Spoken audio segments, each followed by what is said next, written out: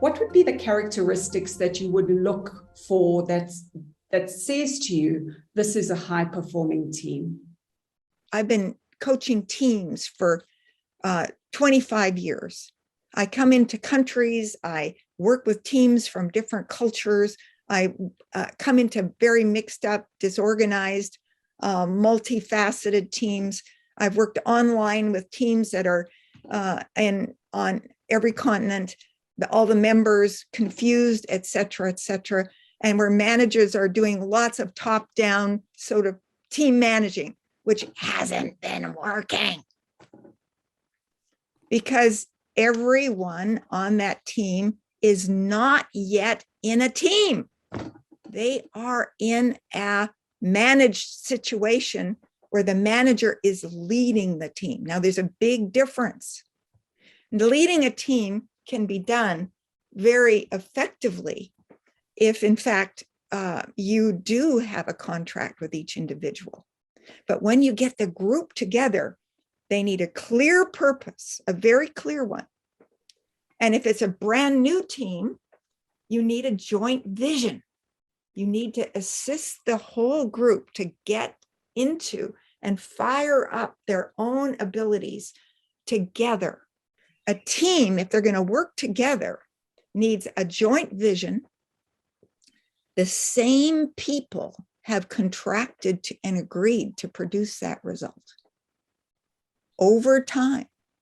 And they know that they are the ones to accomplish that. So those three factors need to be in place.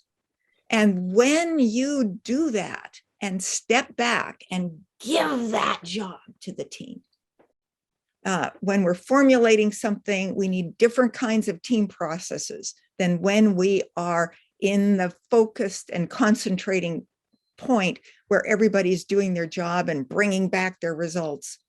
It's a different quality of questioning and a different quality of team leadership that you need. I'm curious to hear your thoughts about when we do find ourselves in a team like we all have at some point in time.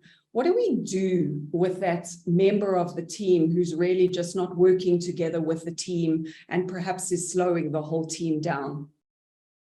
Is really where you first have to have an internal assessment of the kind of team diversity you have, and you can use different tools to kind of just create some team building, and just appreciating also how conflict is handled within the team. And then it becomes making conversations easier and giving feedback easier, and it doesn't become subjective, but it comes from a point of there is a tool that actually describes who we are and how we work at our best. And also being able to openly say, who am I at my worst and what does my team think?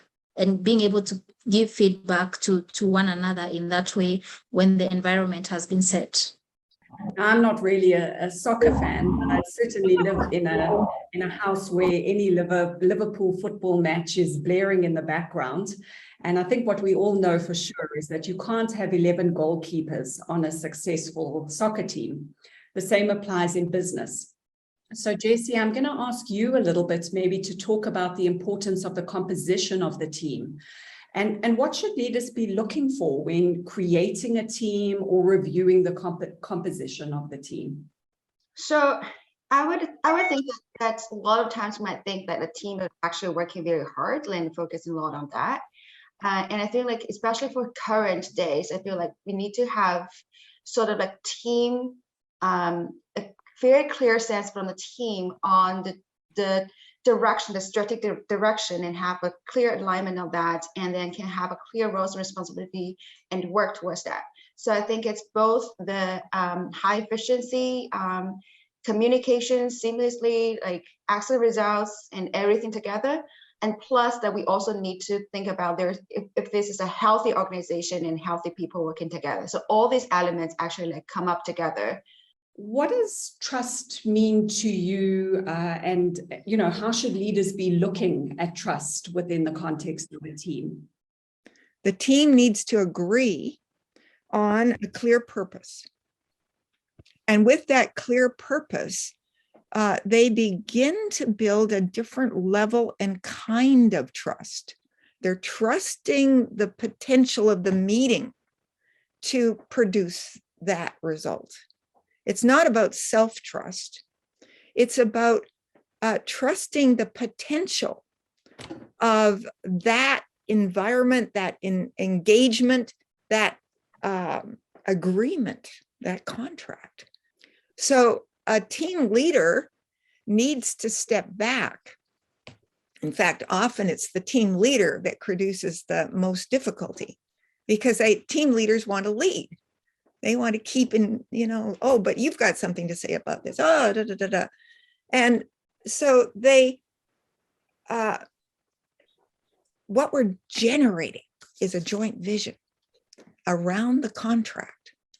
What is the role of the leader within a team to really create a conducive environment for that team to thrive? And then the opposite part of that question is, what can leaders potentially do that actually contribute to the downfall of teams? So in the question of trust and also the leadership of developing a team, I think one of the biggest things is the commitment to each other and to the customer. So what I mean by that is making sure that your team understands not only the organization, but their role within it. So I think giving clarity about the position, both your position as a manager or a person to provide job descriptions and a list of responsibilities to somebody, but have them become familiar with the company's operations and missions and the team's operations and missions, so that when they figure out the organizational structure early, it helps avoid stepping on each other's toes and provides information where they can turn to for particular assistance or issues. I've also seen that when you figure out the most pressing concerns for the company, but also for the individual team, you can't tackle every problem immediately, but you prioritize those for your team so that they're not running around trying to perfect everything. What you do is you work on the communication and the time with the team. And sometimes it's a hybrid team, especially now. We're finding these hybrid teams, they really need the most attention, I think, because not only are you having some remote, some in-house, but you want to be able to give attention to all of those. So meeting with, learning what people do best and making sure that they're comfortable with keeping us as managers in the loop. It not only helps us mentor and navigate individuals, but help coach them. You'll be amazed how kindness towards somebody can really pay off and enhance a reputation with somebody. So I think that's very important. And getting a sense of what somebody has, their expected tasks, but also what's their preferred work style? What are the major challenges of their position? What motivates that person to put their best forth versus not? And again, don't forget to pay attention to those remote employees, because I think making an effort on that, and especially nowadays, we've seen how that's such a big part. Mm-hmm. So as a manager, I try to circulate, I try to provide eye-opening ideas, I try to let time to be creative and observe too. Observe what's the layout, what are they doing well, what maybe are they needing coaching on, or are they needing to be able to do something different, and asking a lot of questions. In my leadership role, I often struggle with this balance between psychological safety, creating that culture of vulnerable trust, but then balancing that against this concept of accountability. We know how important accountability is in a team, having an accountability culture to really drive organizational results. So Emily, I wonder if I could ask you, what tips might you have for leaders and fellow team members that could really help to balance accountability as well as psychological safety in a team? And I think the first piece for me is that the leader needs to lead by example. The leader needs to show that they can also be vulnerable. And it can happen in one-on-one conversations. The leader has got to invest time in just creating meaningful conversations with their team members, because it's that one conversation that leads to the bigger conversations, and these employees get to speak to one another. And that's how slowly by slowly, I think the trust is earned. And when the leader is able to admit their mistakes and that they're not perfect, then employees will feel that they can do the same, and they can still continue to deliver.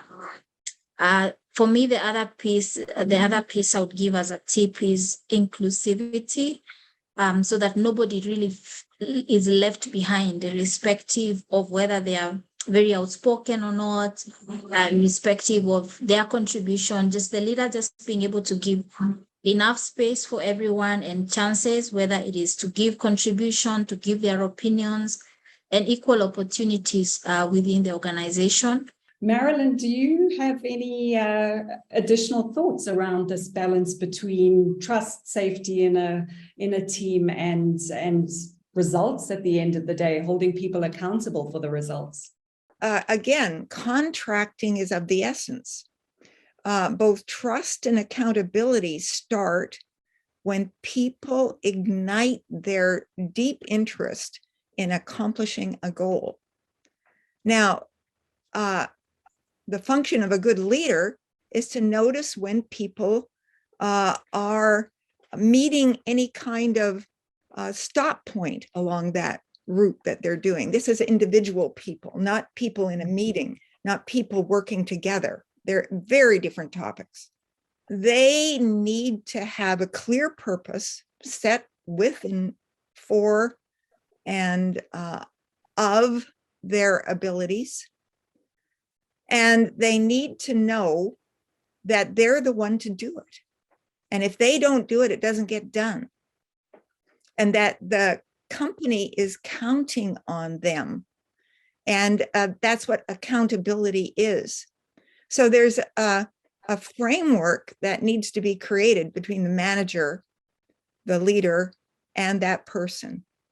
A certain time frame, a certain result in that time frame.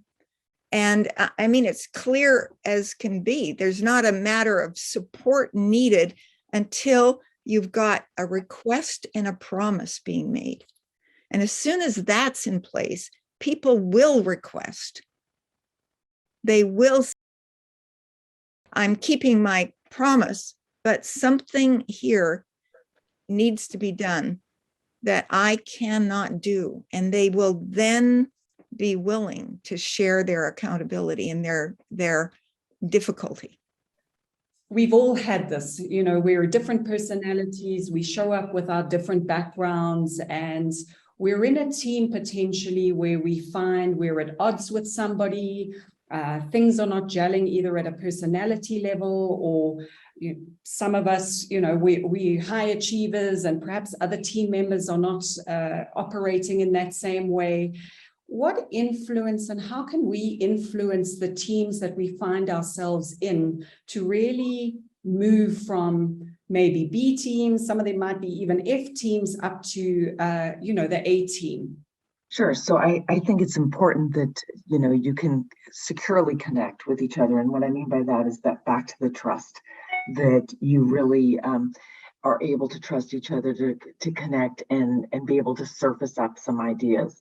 What I do with my teams is I actually have a off the record meeting usually. And what I mean by that is that we talk about our experiences. When you get to know a human being as a human being, and you get to know them other than just your coworker, I think there's something a little bit stronger about it.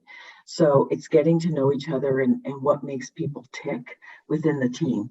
So a lot of times I'll schedule the one-on-ones with the individual team members to be able to go through what's the sense of what their expected duties are, or what's going on beyond what's on the paper, right? Getting to know the individual and their responsibilities, but their preferred work style, as I said earlier.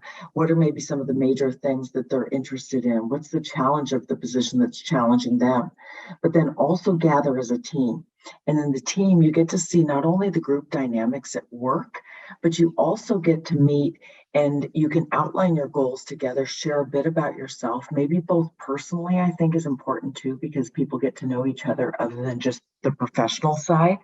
And hopefully you can express some excitement about working with the group and working with each other, but also the rapport involves learning about each other. It involves learning about your individuals as individuals. What I would like to question is that normally when we are leading a team and discussing a goal or a point, what happens, there is a difference between the strategic management level and the team engaged in execution. So there is a tier difference, especially in organizations. So how to connect or bridge this gap of understanding, because some team member might be coming up with an, as Marilyn also mentioned, that everybody as an individual is a different person. But when we are working towards an organization goal or vision, it's a different thing altogether. So as we are doing the strategy, like discussing the strategy, try to involve people at different levels, especially try to involve people at the front line, talking to customers, middle level management.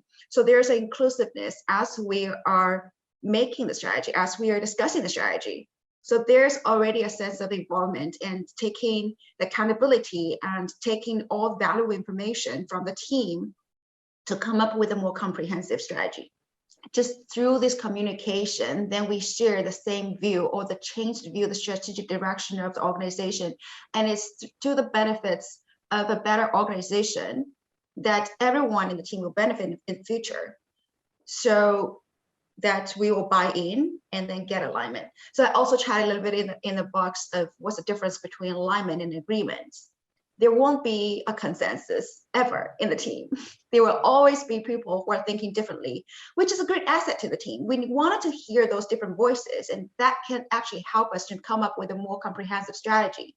But once there's a decision, once there is a strategy aligned, we say alignment, then it is the responsibility of everyone in a team to work towards the same strategic goal. Otherwise, we're wasting our energy.